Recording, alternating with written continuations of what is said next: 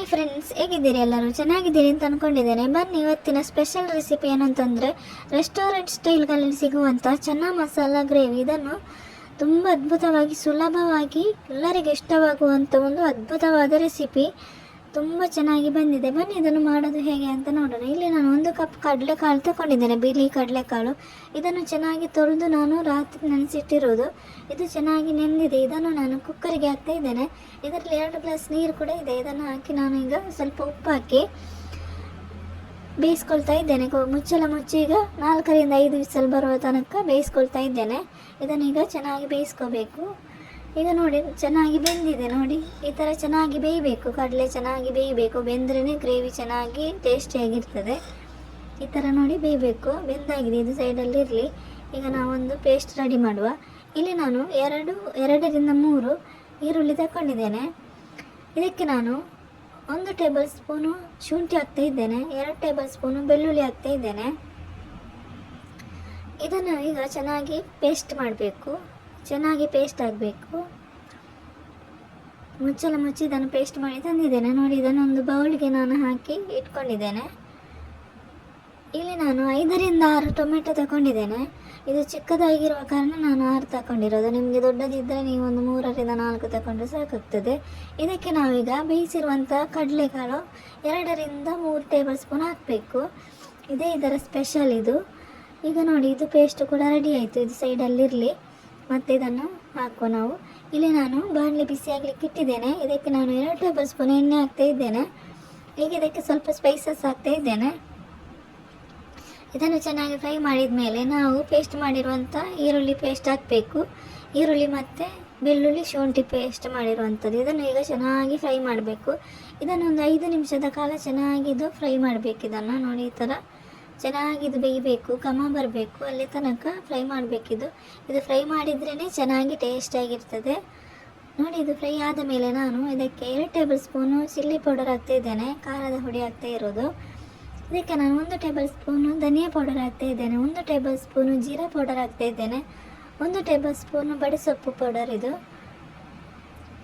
ಸ್ವಲ್ಪ ಒಂದು 1/4 ಟೀ ಸ್ಪೂನಷ್ಟು ಪೆಪ್ಪರ್ ಪೌಡರ್ ಹಾಕ್ತಾ ಇರೋದು. ಒಂದು 1/4 ಟೀ ಸ್ಪೂನಷ್ಟು ಅರಿಶಿನ ಹುಡಿ ಹಾಕ್ತಾ ಇದ್ದೇನೆ. ಈಗ ಇದನ್ನು ಚೆನ್ನಾಗಿ ಮಸಾಲೆ ಚೆನ್ನಾಗಿ ಮಿಕ್ಸ್ ಮಾಡಬೇಕು. ಚೆನ್ನಾಗಿದು ಮಿಕ್ಸ್ ಆಗಬೇಕು, ಚೆನ್ನಾಗಿ ಬೇಯಬೇಕು. ಇದು ಮಸಾಲೆ ಚೆನ್ನಾಗಿ ಬೆಂದ್ರೇ ಗ್ರೇವಿ ಚೆನ್ನಾಗಿ ಟೇಸ್ಟಿಯಾಗಿರ್ತದೆ. ತುಂಬ ಚೆನ್ನಾಗಿ ಈಗ ಬೇಯಬೇಕು. ಇದು ಮಿಕ್ಸ್ ಮಾಡಿ ಚೆನ್ನಾಗಿ ಇದು ಒಂದು 5ರಿಂದ 6 ನಿಮಿಷಗಳ ಚೆನ್ನಾಗಿ ಬೇಯಿಸ್ಕೋಬೇಕು. ಇದನ್ನು ಚೆನ್ನಾಗಿ ಮಿಕ್ಸ್ ಮಾಡ್ತಾ ಇರಬೇಕು. ಹಾಗೆ ನನ್ನ ವೀಡಿಯೋಸ್ ನಿಮಗೆ ಇಷ್ಟ ಆಗೋದಾದರೆ ಒಂದು ಲೈಕ್ ಮತ್ತು ಸಬ್ಸ್ಕ್ರೈಬ್ ಮಾಡೋದನ್ನು ಮರಿಬೇಡಿ. ಹಾಗೆ ಪಕ್ಕದಲ್ಲಿರುವ ಬೆಲ್ ಐಕಾನ್ ಪ್ರೆಸ್ ಮಾಡಿ, ನಿಮಗೆ ನೋಟಿಫಿಕೇಷನ್ ಬರ್ತದೆ. ಹಾಗೆ ನಿಮ್ಮ ಫ್ರೆಂಡ್ಸ್ ಫ್ಯಾಮಿಲಿ ಜೊತೆ ಶೇರ್ ಮಾಡಿ, ಸಪೋರ್ಟ್ ಮಾಡಿ. ನೋಡಿ, ಇದಕ್ಕೆ ನಾನು ಈರುಳ್ಳಿ ಹಾಕಿರುವಂಥ ಬೌಲಿಗೆ ಸ್ವಲ್ಪ ನೀರು ಹಾಕಿ ನಾನು ಮಿಕ್ಸ್ ಮಾಡ್ತಾ ಇರೋದು. ನೋಡಿ, ಈ ಥರ ಚೆನ್ನಾಗಿ ಮಿಕ್ಸ್ ಮಾಡಬೇಕು. ಇನ್ನು ಇದು ಚೆನ್ನಾಗಿ ಗಟ್ಟಿಯಾಗೋ ತನಕ ಮಿಕ್ಸ್ ಮಾಡಿ ಬೇಯಿಸ್ಕೋಬೇಕು. ನಾವು ಚೆನ್ನಾಗಿ ಮಿಕ್ಸ್ ಮಾಡಿ ಚೆನ್ನಾಗಿ ಬೇಯಿಸ್ಕೋಬೇಕು. ಮಸಾಲೆ ಚೆನ್ನಾಗಿ ಬೆಂದ್ರೇ ಟೇಸ್ಟಿಯಾಗಿರ್ತದೆ. ನೋಡಿ, ಬೆಂದಿದೆ. ನೋಡಿ, ನೀರೆಲ್ಲ ಆವಿಯಾಗಿ ಹೋಯ್ತು. ನೋಡಿ, ಈ ಥರ ಆಗಬೇಕು, ಗಟ್ಟಿ ಆಗಬೇಕು. ಮಸಾಲೆ ಎಲ್ಲ ಈ ಥರ ಗಟ್ಟಿ ಆಗಬೇಕು. ನೋಡಿ, ಈ ಥರ ಆಗಬೇಕು. ಈಗ ನಾವು ಟೊಮೆಟೊ ಮತ್ತು ಕಡಲೆಕಾಳು ಪೇಸ್ಟ್ ಮಾಡಿರೋವಂಥದ್ದು ಹಾಕಬೇಕು. ಈಗ ನಾನು ಇದಕ್ಕೆ ಸ್ವಲ್ಪ ನೀರು ಕೂಡ ಹಾಕ್ತೇನೆ. ಮಿಕ್ಸಿ ಜಾರಿಗೇ ತೊಳೆದು ಸ್ವಲ್ಪ ನೀರು ಕೂಡ ಹಾಕ್ತಾ ಇರೋದು. ಸ್ವಲ್ಪ ನೀರು ಹಾಕಿ ಚೆನ್ನಾಗಿ ಈಗ ಮಿಕ್ಸ್ ಮಾಡಬೇಕು. ಇದರಲ್ಲಿ 1 ಗ್ಲಾಸ್ ಅಷ್ಟು ಇದೆ.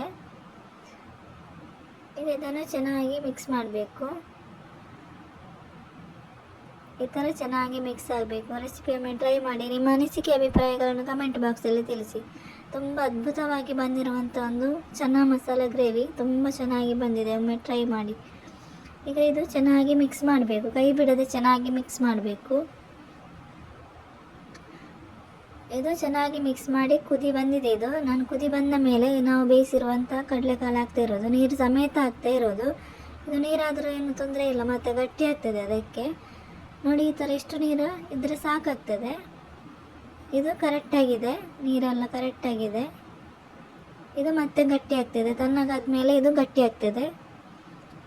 ನೋಡಿ, ತುಂಬ ಅದ್ಭುತವಾಗಿ ಬಂದಿರುವಂಥ ಒಂದು ಚೆನ್ನ ಮಸಾಲ ಗ್ರೇವಿ. ನೋಡಿ, ಈ ಥರ ಇದು ಚೆನ್ನಾಗಿ ಮಿಕ್ಸ್ ಮಾಡಿ ಇದಕ್ಕೆ ನಾನೀಗ ಕಸೂರಿ ಮೇಥಿ ಹಾಕ್ತಾ ಇದ್ದೇನೆ, 1 ಟೇಬಲ್ ಸ್ಪೂನ್ ಅಷ್ಟು ಕಸೂರಿ ಮೇಥಿ. ಇದುವೇ ಇದರ ಮೇನ್ ಇಂಗ್ರೀಡಿಯೆಂಟ್ಸ್, ತುಂಬ ಫ್ಲೇವರ್ ಚೆನ್ನಾಗಿ ಬರ್ತದೆ.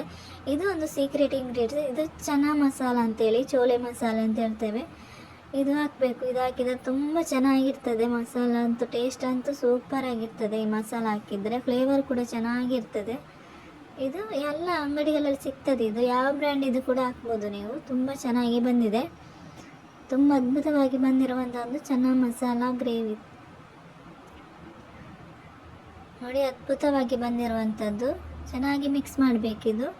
ಇದಕ್ಕೆ ನಾನು ಒಂದು ಅರ್ಧ ಲಿಂಬೆಹಣ್ಣಿನ ರಸ ಕೂಡ ಹಾಕ್ತಾ ಇದ್ದೇನೆ. ಒಂದು ಅರ್ಧ ಲಿಂಬೆಹಣ್ಣಿನ ರಸ ಹಾಕಿ ನೋಡಿ, ಚೆನ್ನಾಗಿ ಮಿಕ್ಸ್ ಮಾಡಬೇಕು. ಎಣ್ಣೆ ಎಲ್ಲ ಬಿಟ್ಕೊಂಡಿದೆ, ಚೆನ್ನಾಗಿ ಮಿಕ್ಸ್ ಮಾಡಬೇಕೀಗ. ಈಗ ಇದನ್ನು ಚೆನ್ನಾಗಿ ಮಿಕ್ಸ್ ಮಾಡಿದ ಮೇಲೆ ಮುಚ್ಚಳ ಮುಚ್ಚಿ ಒಂದು 5 ರಿಂದ 6 ನಿಮಿಷ ಚೆನ್ನಾಗಿ ಬೇಯಿಸ್ಕೋಬೇಕು. ನೋಡಿ, ಚೆನ್ನಾಗಿ ಬೆಂದಿದೆ, ಚೆನ್ನಾಗಿ ಕುದೀತಾ ಇದೆ. ಈ ಥರ ಆಗಬೇಕು. ಎಣ್ಣೆ ಎಲ್ಲ ಚೆನ್ನಾಗಿ ಬಿಟ್ಕೊಂಡಿದೆ. ತುಂಬ ಅದ್ಭುತವಾಗಿ ಬಂದಿರುವಂಥ ಒಂದು ರೆಸಿಪಿ ಇದು. ಇದಕ್ಕೆ ಸ್ವಲ್ಪ ಉಪ್ಪು ಹಾಕ್ತಾ ಇದ್ದೇನೆ ನಾನು. ಉಪ್ಪು ಹಾಕಿ ಸ್ವಲ್ಪ ಮಿಕ್ಸ್ ಮಾಡಬೇಕು. ಮಿಕ್ಸ್ ಮಾಡಿದರೆ ರೆಸ್ಟೋರೆಂಟ್ಗಳಲ್ಲಿ ಸಿಗುವಂತಹ ಚನಾ ಮಸಾಲ ಗ್ರೇವಿ ಅದ್ಭುತವಾಗಿ ಬಂದಿದೆ. ತುಂಬ ಚೆನ್ನಾಗಿ ಬಂದಿರುವಂಥ ಒಂದು ಚನಾ ಮಸಾಲ ಗ್ರೇವಿ. ಒಮ್ಮೆ ಟ್ರೈ ಮಾಡಿ. ನಿಮ್ಮ ಅನಿಸಿಕೆ ಅಭಿಪ್ರಾಯಗಳನ್ನು ಕಮೆಂಟ್ ಬಾಕ್ಸಲ್ಲಿ ತಿಳಿಸಿ. Thank you for watching.